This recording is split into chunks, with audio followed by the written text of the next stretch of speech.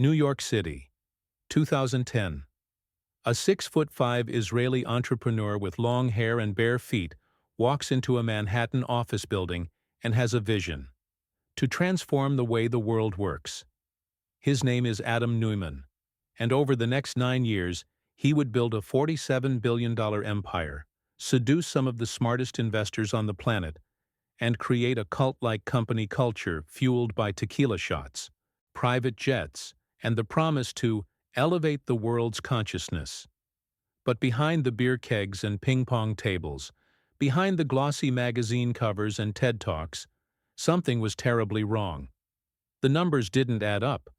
The behavior was increasingly erratic, and the CEO, who once smoked so much marijuana on a private jet that the flight crew had to put on oxygen masks, was about to face the music. This is the true story of WeWork, a company that promised community but delivered chaos, a CEO who believed he could become president of the world, and a spectacular collapse that cost investors billions. Before we dive into one of the wildest corporate sagas in Silicon Valley history, subscribe to the channel and hit that notification bell. You won't believe what happens next. Adam Neumann was born in Tel Aviv, Israel, in 1979. His parents divorced when he was young, and he moved constantly, 13 different homes in his first 22 years. He lived on a kibbutz, where the communal lifestyle would later inspire his business philosophy. After serving in the Israeli Navy, Neumann moved to New York City in 2001 at age 22. He enrolled at Baruch College, but never finished. Instead, he launched a series of failed businesses, including a baby clothes company with collapsible knee pads called Crawlers. Nothing worked. Until 2008. That year, Neumann and architect Miguel McKelvey launched Green Desk, a shared workspace business focused on sustainability. It was small, but it worked. By 2010, they sold their stake and used the money to start something bigger: WeWork. The timing was perfect.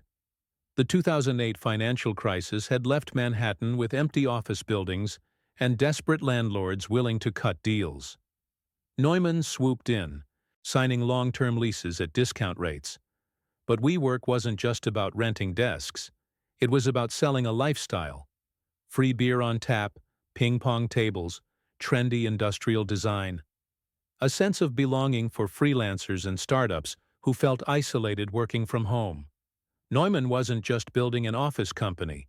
He was building a movement, and investors fell in love with the story.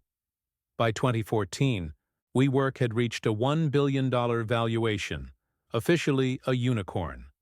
By 2017, Japanese investment giant SoftBank poured in $4 billion. CEO Masayoshi Son was so enchanted by Neumann that he reportedly worked out the terms of one investment round during a 12-minute tour of WeWork's New York offices, finalizing the deal during a car ride. But here's where things get strange. Neumann wasn't like other CEOs. He was charismatic, yes, visionary maybe, but also deeply eccentric. His office featured a punching bag for kickboxing lessons and a smoke eater to eliminate marijuana fumes. Later, he added a private bathroom with a sauna and cold plunge tub. He walked around barefoot. He wore the same black t-shirt every day. He compared himself to Steve Jobs constantly, and he had big plans. Neumann told Forbes in 2017 that WeWork's valuation was based more on our energy and spirituality than it is on a multiple of revenue. He mused, "We are here in order to change the world. Nothing less than that interests me." WeWork wasn't just office space. It became We Live, apartments, We Grow, a 36,000 per year elementary school run by his wife, WeWork Wellness, gyms. Neumann even joked he could be president of the world, and people believed him. By 2019, WeWork was valued at $47 billion. It operated in 110 cities across 29 countries. Adam Neumann was worth $1 billion on paper, but the cracks were already showing. Behind the scenes, WeWork's culture was spiraling out of control. And at the center of it all was Adam Neumann's legendary partying. Neumann's favorite drink was tequila, specifically Don Julio 1942, and it was a constant presence at company events. Employees knew the brand by heart. Offices around the country kept it stocked for when Neumann visited. During meetings, Neumann would often appear hungover and would insist that people drink tequila shots while on the clock, even in the morning. In one infamous incident, Neumann threw a bottle of tequila through a glass panel in his office during a 2015 celebration party. Another employee followed suit, and the chaos didn't stop until the entire glass wall between Neumann's office and his staff was shattered. But it gets stranger. In 2016, WeWork laid off roughly 1,000 employees, about 7% of the workforce. At an all-hands meeting, Neumann discussed the cost-cutting efforts, saying it was tough but necessary. Then, however, he had employees carrying trays of plastic shot glasses filled with tequila enter the room, followed by Daryl McDaniels of Run DMC coming out to play a concert for the staff, as some were still digesting the news. Many who attended wondered about the appropriateness of throwing a party immediately after firing hundreds of people. But Neumann's most shocking behavior happened at 30, Darren feet. He would often make senior executives fly with him on short notice, only to leave them waiting or abandon them at the airport. Neumann sometimes held meetings with staff in his $200, $1,000 Maybach, then told them to get out mid-traffic and ride in a separate chase car in his convoy. And then there was the marijuana. Neumann and his inner circle smoked so much cannabis on private jets that cabin crew members had to put on oxygen masks. In the summer of 2018, Neumann chartered a Gulfstream G650 for a trip from the U.S. to Israel. After landing, the flight crew found a cereal box stuffed with marijuana in a closet. Fearing international drug trafficking charges, the jet's owner ordered the plane to return to the U.S. immediately, without Neumann and his entourage. They had to book a separate commercial flight home. Jets often had to be taken out of service for cleaning after Neumann's flights due to alcohol spills, vomit, and passengers spitting tequila on each other. This wasn't just eccentricity. This was a CEO completely out of control. And it was about to cost everyone. In August 2019, WeWork filed its S-1 prospectus to go public. Investors were eager. The company was valued at $47 billion. This was going to be one of the biggest IPOs in years. Then people actually read the document, and what they found was shocking. The company's financial struggles were exacerbated by a failed IPO in 2019, which was met with a lukewarm reception from investors due to Adam Neumann's unconventional leadership style and lack of financial expertise. WeWork was losing money, billions of dollars.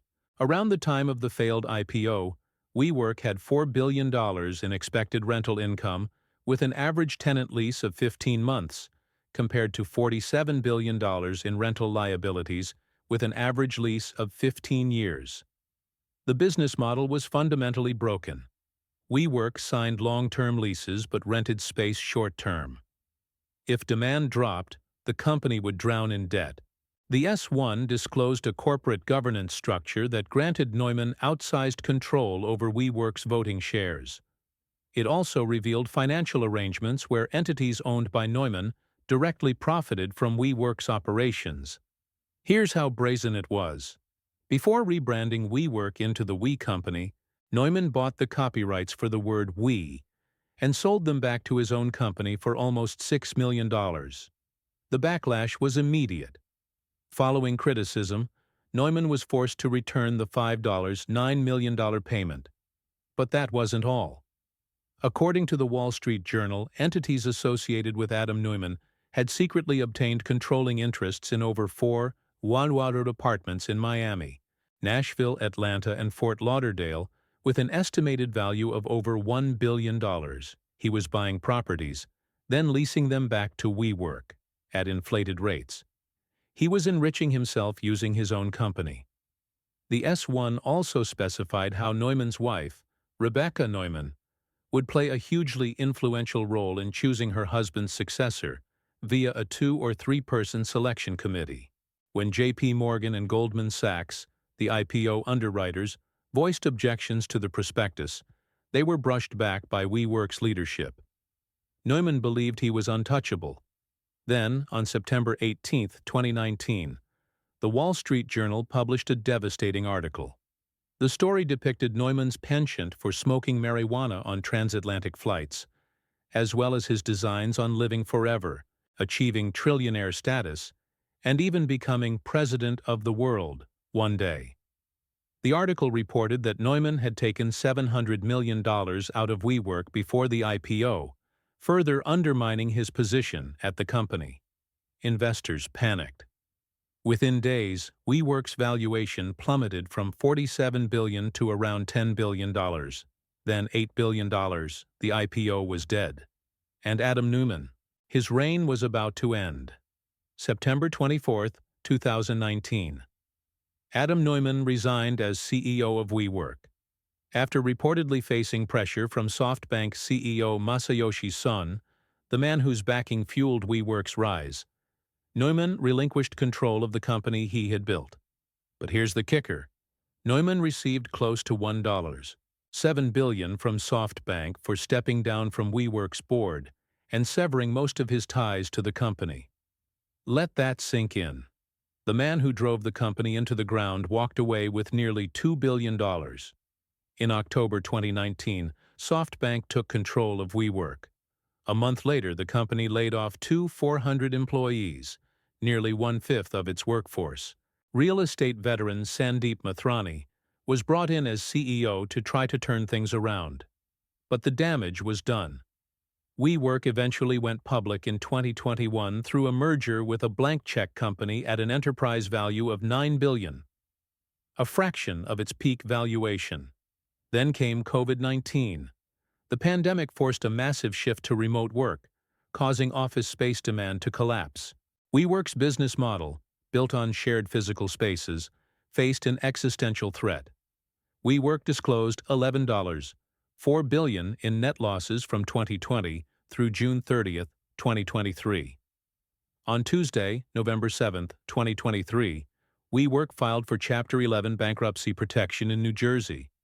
Over the past 2 years, WeWork's market capitalization plummeted from $9 billion to under $500 million.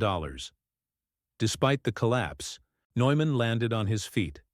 In 2022, he launched Flow, a new real estate startup that secured $350 million in funding from Andreessen Horowitz, one of Silicon Valley's most prestigious venture firms. In 2024, Neumann even tried to buy back WeWork with a $900 million bid. The proposal was dismissed by the company's board. He remains a polarizing figure. Some see him as a visionary, others as a cautionary tale. So what went wrong? The WeWork saga underscores the significance of corporate governance and transparency in maintaining investor trust. The debacle prompted soul-searching within the startup ecosystem, leading to renewed scrutiny of business models built on rapid expansion and lofty valuations. Adam Neumann built a company on charisma, hype, and the promise of changing the world. But charisma can't pay the bills. Hype can't overcome a broken business model. And changing the world requires more than tequila shots and private jets. WeWork's rise and fall is one of the most spectacular in modern business history. A company valued at $47 billion collapsed to bankruptcy in just 4 years. A CEO who believed he could live forever walked away with $1.7 billion while thousands lost their jobs. And investors, including the legendary Masayoshi Son, lost billions betting on a vision that was never sustainable. As technology consultant Paul Saffos said, "There is one cardinal rule in Silicon Valley that most people never realize. Never breathe your own exhaust." Neumann is someone who is so deeply self-deluded by her optimism and faith in herself. And delusion is contagious. The WeWork saga is a reminder. Innovation without accountability, growth without profitability, and vision without execution is just smoke and mirrors. If this investigation opened your eyes, hit that like button and subscribe for more deep dives into the scandals that shook the business world. Drop a comment. What other corporate collapses should we investigate next? Thanks for watching.